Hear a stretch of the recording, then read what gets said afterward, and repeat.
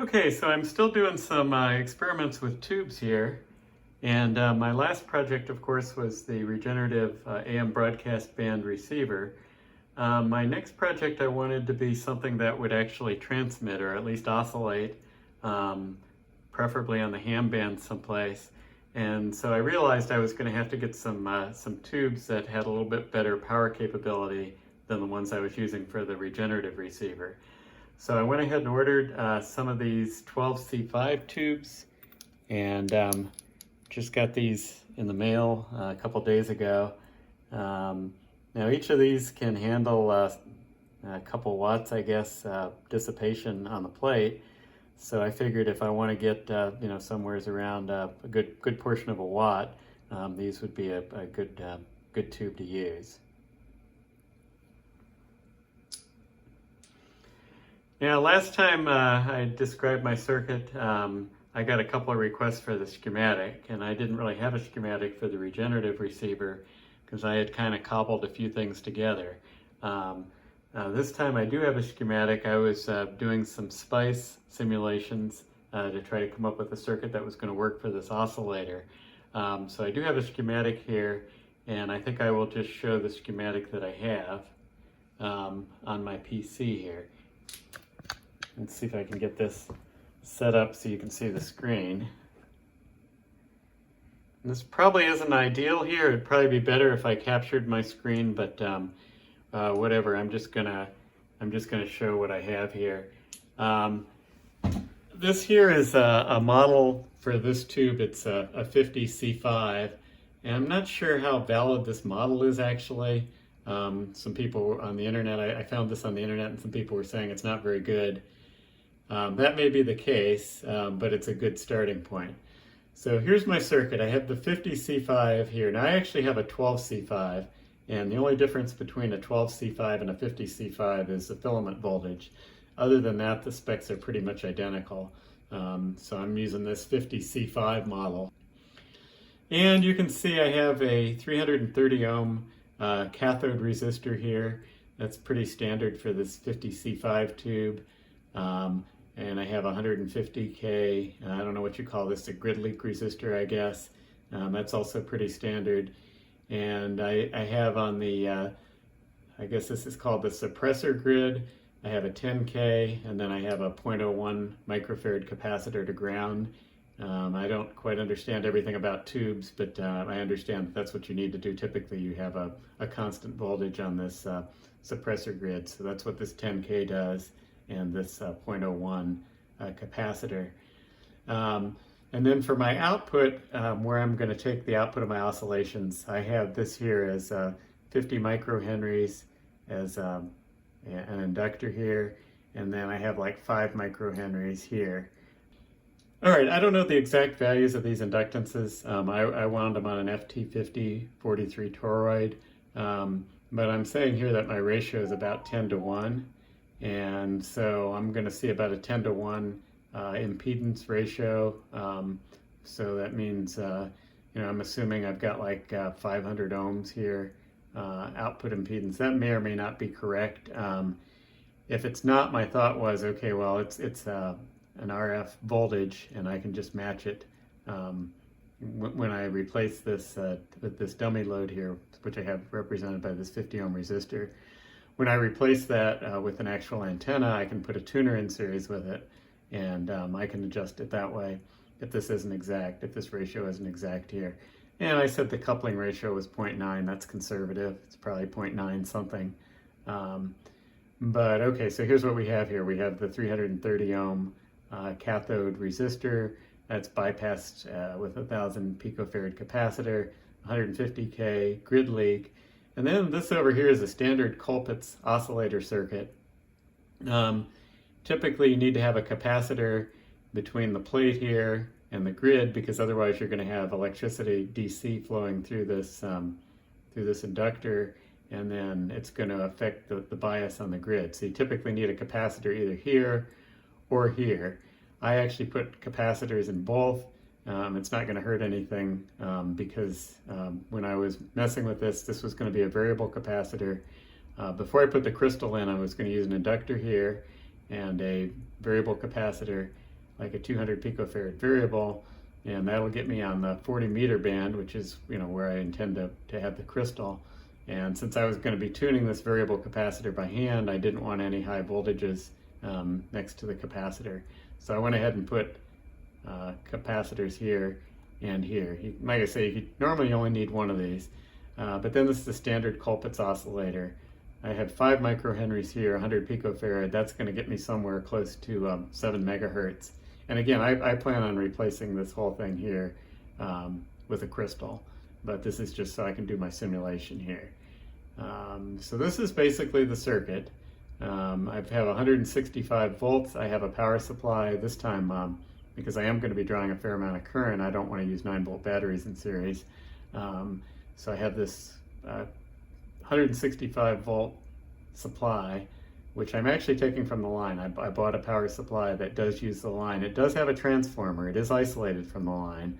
I mean, I've seen some people, I've seen a couple of circuits on the internet where they're just using the AC line directly, and that means that you've got the whole circuit is hot basically to ground. I didn't want to have that. I didn't consider that safe. So I do have a transformer that just is an isolation transformer that gives me AC, and then it rectifies that. So I figure by the time you rectify 120 volts, you're going to have somewhere around 165 volts. I actually measured quite a bit higher. I measured like 180 or 180 to even 190 volts off this power supply, but I'm modeling it here as 165 in SPICE. And this program that I'm using is called MicroCap SPICE, which about a year or two ago became free. This used to be a commercial software that cost many thousands of dollars, but I think the person that made it retired and went ahead and put it in the public domain. So anyone can download this for free. I've used other SPICE programs before. LT SPICE is still available for free as well, and this would work in there too, but I had an easier time importing the tube circuit that I found from the internet into MicroCap. So we can go ahead and simulate this, and as you can see where my 50 ohm dummy load is here, that is node 9. So I'm going to plot the voltage on node 9 in SPICE. So I want to do a transient. So I'm going to specify I want to plot the voltage on node 9, and all these others I've got X'd out, so I'm not going to actually plot those. And so we'll go ahead and run this. And you can see it's doing some weird things here as it starts up. I think that has to do with the fact that there's an inductor in series with it. It's almost like if you've had a super regenerative radio, you know how it's got an inductor in series with the power supply, and it oscillates at a lower frequency in addition to the main frequency. So I think that's what we're seeing here, because I don't have perfect coupling with that inductor in series with the power supply where I'm taking the output from. But you'll see it's damped and it calms down here, and I eventually end up with a voltage between negative 15 volts and plus 15 volts across the output there. So we can figure out how much power that would be. So we've got about a 30 volt peak to peak voltage here. Power is V squared over R, but that's RMS voltage, and here I'm going to have to divide by some things, because I'm not doing RMS voltage, I'm doing peak to peak, which is already twice, and then I've got the square root of 2 because I'm doing the peak instead of the RMS. So and then it's squared as well because it's voltage squared. So if you work all that out, you got to divide by 8. So it's going to be V squared divided by 8R, and R is 50 ohms. So it's going to be my voltage squared divided by 400. And as you can see, my peak-to-peak voltage here is about 30 volts. So that would be 900 divided by 400. And that would be about 2.5 watts if I actually got that output. Now, when I built this, I found I wasn't getting that much. I was getting closer to 1 watt. But it's an imperfect model of the tube that I have here, and there's some other things that are potential problems there as well. All right, so let's actually get to this circuit here that I have on my bench. As you can see, I have this power supply here, and this is an AC power supply, and it does have the isolation transformer. It's got some filtering on the output here, so I get roughly 160 volts DC It's actually, I'm measuring closer to 180 or whatever. I have this 12C5 tube, and I had hoped, this is a 7-pin tube, and I thought, oh, I've got 9-pin sockets, so I'll just plug it in, and there will be 2 pins that aren't used, but it's a different size. So what I did is I just took some of these jumper wires that have, like a female connector on one end and a male connector on the other, and I use that to connect to my circuit board. And that's good as well because they're different colors, and I can keep track of, which pin is which on the tube. And so I don't get confused there. I can just plug those in. And then here's the circuit, just as I described on the schematic that we were talking about there. And I've got this toroid, which I'm using as a transformer to match the output impedance to the 50 ohm dummy load here. So this represents what an antenna would be eventually if I were to get this on the air. And I won't actually put this on the air. I'll talk about why I'm not going to put this on the air in a moment. But anyway, so this is the output from the transformer. It goes to this 50 ohm dummy load. And then I've got this basically just connected across this dummy load. I'm running this to my oscilloscope here. And again, like I said, I'm using an AC power supply. There's going to be too much current to use batteries, that they would wear down very quickly. And for the filament, I have a 12-volt power supply down here. And I'm going to go ahead and turn that on. And we'll let the filament warm up here. And this filament draws several watts. So that's another reason I didn't want to use batteries for that either, because it's a lot of power drawn there. So you can see it's warming up. I don't know if you can see the red there. Now, that's why we'll talk in a little bit about why I'm not going to put this on the air. This crystal here is actually outside of the ham band. It's like 7.37 megahertz, and I'm not authorized to transmit there based on my ham license. And this is basically a full-sized crystal. So what we're going to find is, I do have a crystal right here that is in the ham band, in the 40-meter ham band, but it's a small crystal. It's not a full-size crystal, and it cannot handle the voltage that's being placed on this crystal, so it doesn't work very well. But this crystal does work, even though it's not in the ham band. It's like 7.37 megahertz.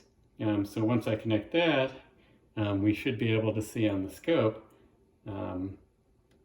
we should be able to see the waveform that's generated. All right, so let's see if I can get this turned around.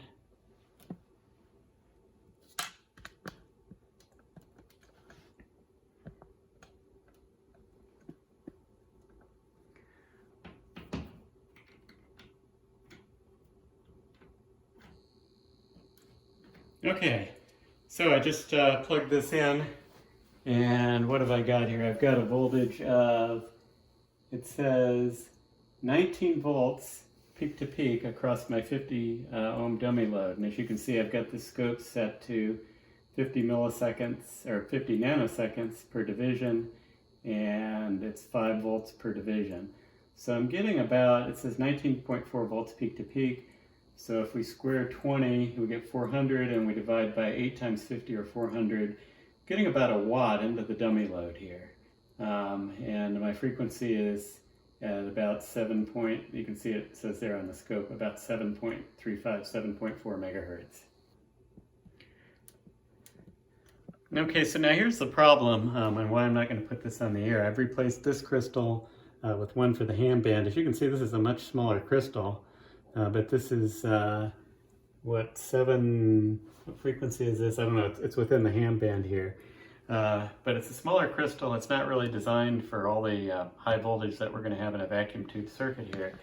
So let me show you what happens when I try to connect that crystal, and we'll watch what happens on the scope here. All right, so I'm just going to briefly plug this in. I'm not going to leave it plugged in because as you'll see, we're overloading the crystal here. I think is what's happening. And as you can see, I got a voltage here and it's dropping, and it's much smaller. So it's that other crystal. I got that unplugged now, and it's still running on what the energy that's stored in those capacitors there. Anyway, I'm not going to use that crystal because I'm not getting nearly the power out of it, and it's immediately going down. So, and I can feel the crystal's getting hot. So I don't want to do that. So that's not going to be an acceptable crystal.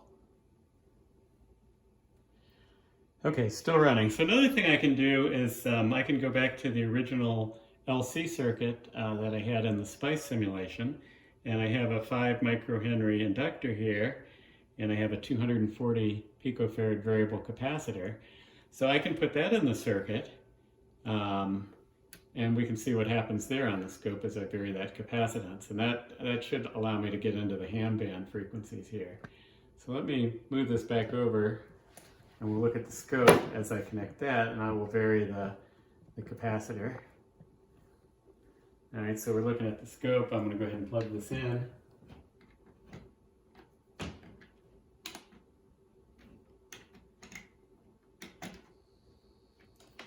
And we can see we have a nice sine wave there, and I can vary the frequency by adjusting the variable capacitor. I'm increasing the frequency. I can decrease the frequency. Seems like probably getting better coupling out of my transformer at the higher frequencies. It looks like it's peaking there. What kind of voltage is that? That's 19.8 volts peak to peak. And what does it say the frequency is? That's at about 8 megahertz. So, so I can vary it. The problem with varying it like that, let me get back down to something. I'm connected to a dummy load here. I'm not transmitting, but let me just show what this signal sounds like. So what frequency does it say it's at? Right now it's at 8.13 megahertz. So let's put this radio in here. Let's see.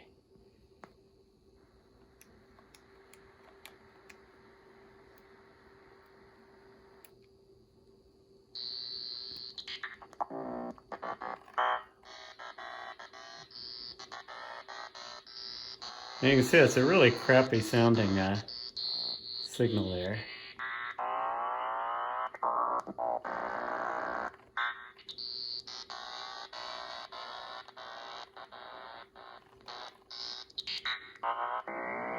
Anyway, yeah, listen to that. I'm not going to put that on the air.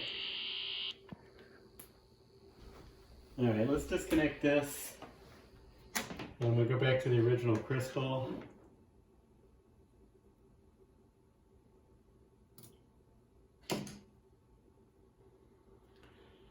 Okay, so I put the original crystal back in. That 73, I think, is its frequency. And I can plug this in. And I got the receiver tuned to that frequency now. Let's see, whoops. Well, that's not too bad. It is drifting some.